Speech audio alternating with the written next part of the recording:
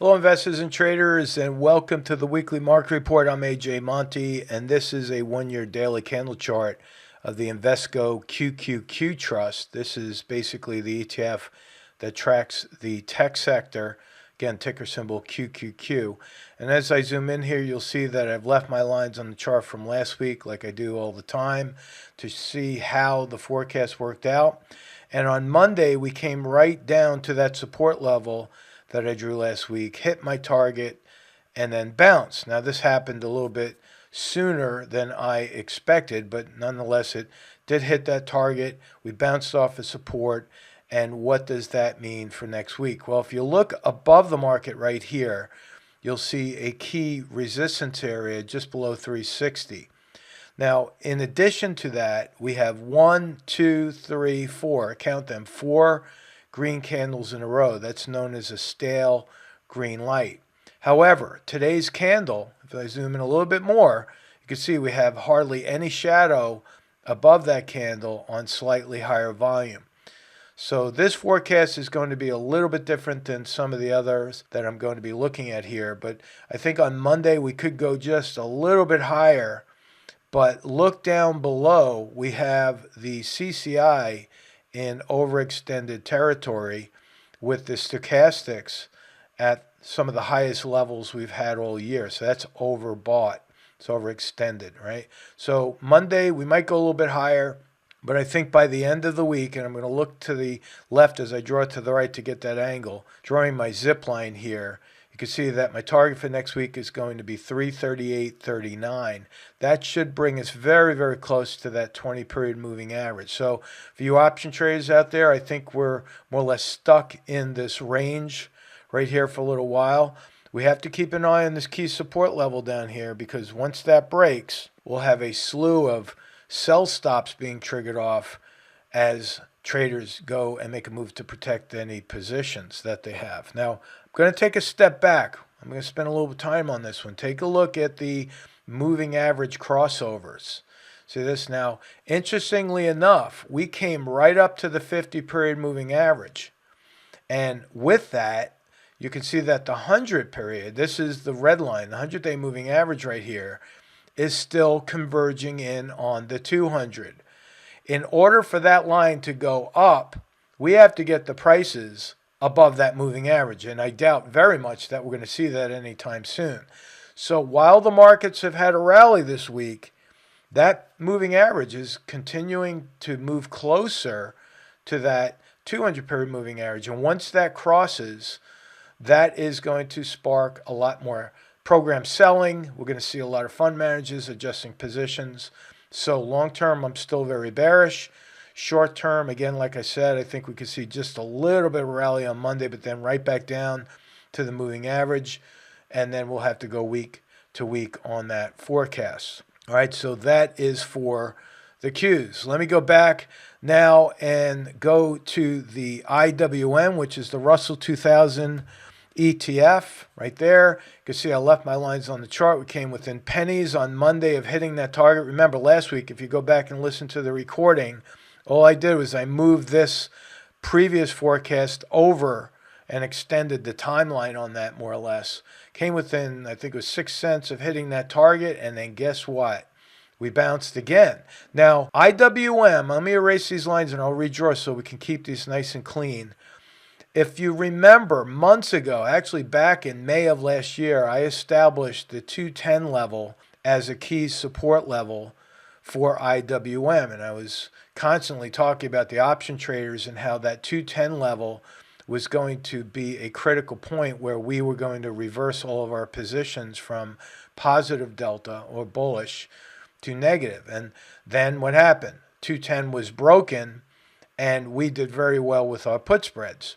Now, if we look at that 210 level, there's a concept that, again, I talk about all the time, is that when a support level here and here is broken, like we see here, that line reverses its role and turns to resistance. So as IWM continues to move higher, it's getting closer and closer to that resistance, at which time I do believe that we're going to see some selling.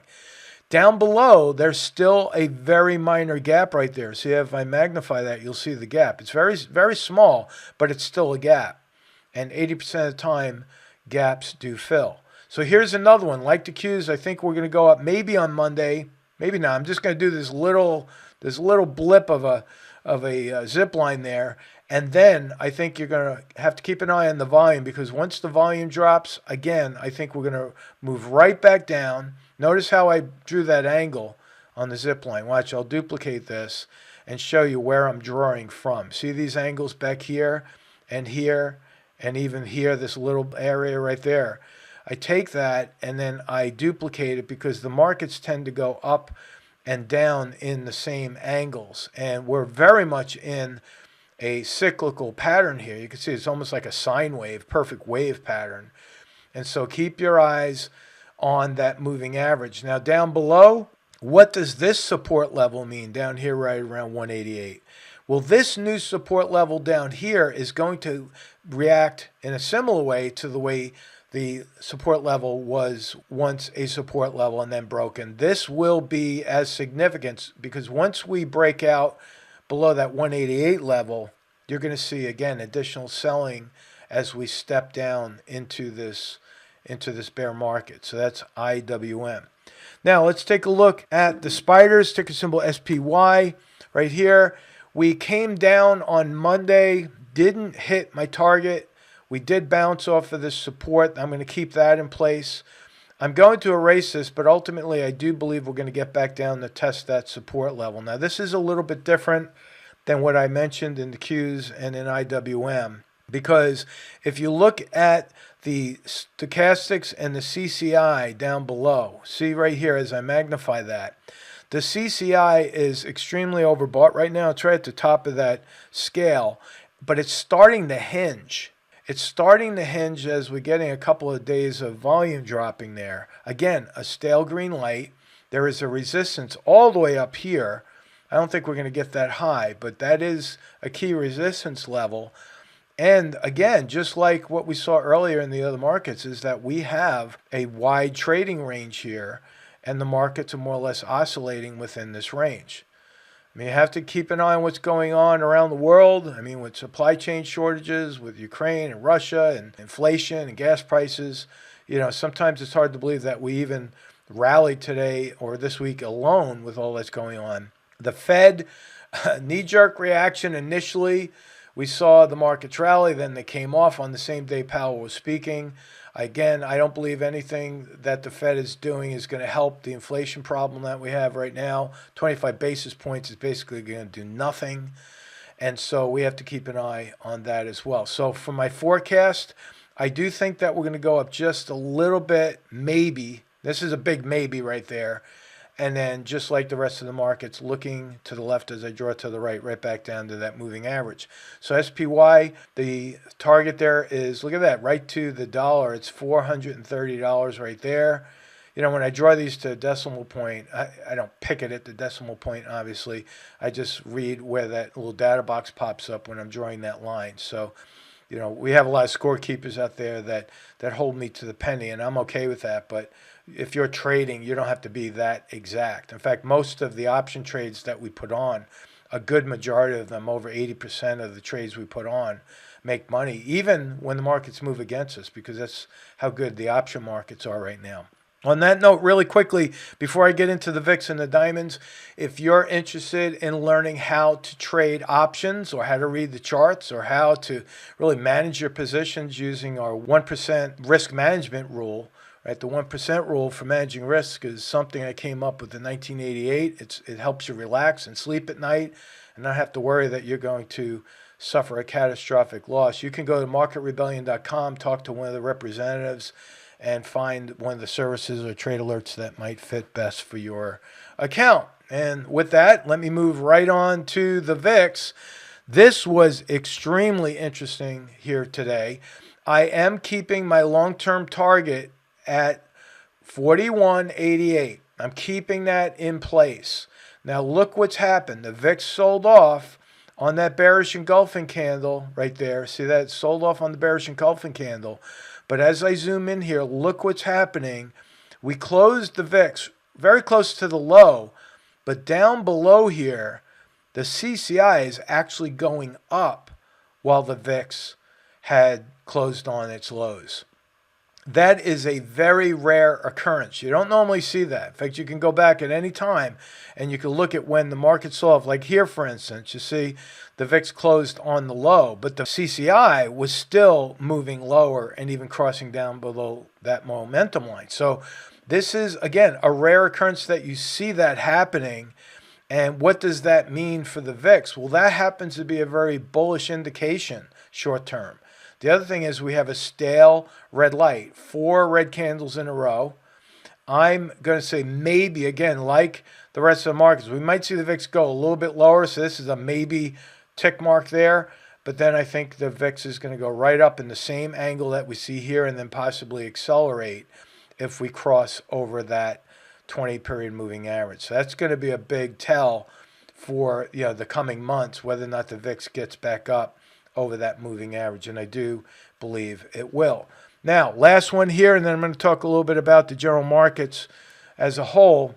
Diamonds did not even come close to hitting that target. The support level is still in place, but as I erase these lines, I want to point out to you something, again, very interesting.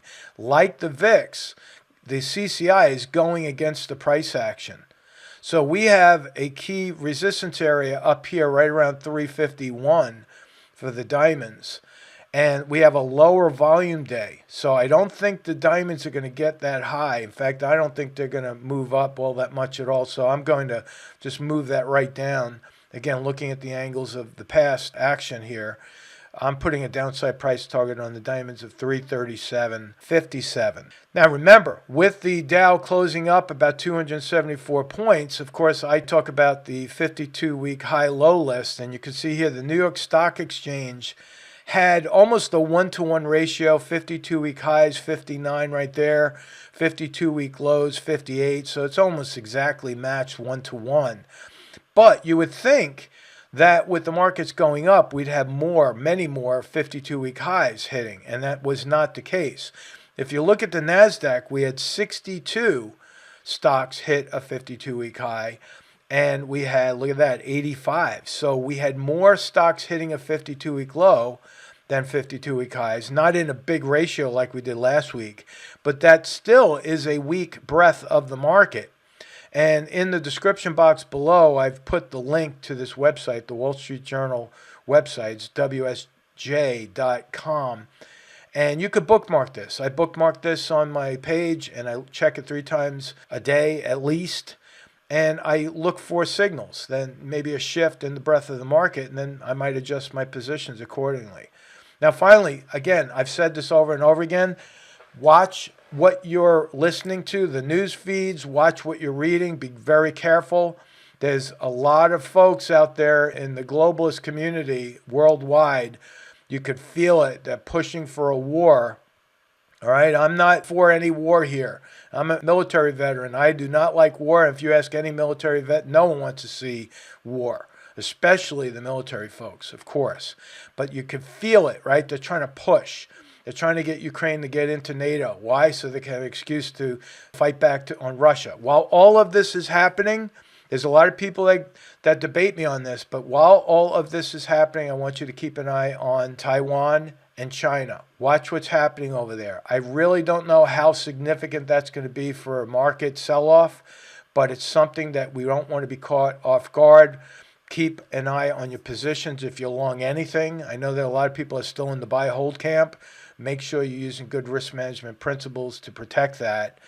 And, of course, make sure you keep your eye on the charts. I have a Twitter page. If you're looking for information during the course of the day, I put that out there. It's the Option Oracle. You can look at that and then keep in touch as I post there. I have the Market Guys Facebook page where I've been putting out some articles there as well. Interesting thing that I posted on social media is that found out that there's a lot of rare earth metals that are being used for 5G antennas, and there's a shortage of these. So commodity ETFs are in play right now. You want to keep an eye on those as a hedge against inflation. On a side note, I'm just giving one away. Last week, we put a trade alert out to our option traders and to our equity traders on BITO. This was a triangle breakout that officially confirmed today on higher volume, and we got long this through a synthetic ratio put right. And this is working out very, very well. Again, this is something that we put out through Market Rebellion. I'm throwing it out there because look at this. Triangle breakouts are very reliable, but not only are they reliable, but you wind up becoming very profitable when you capture the right side of that breakout.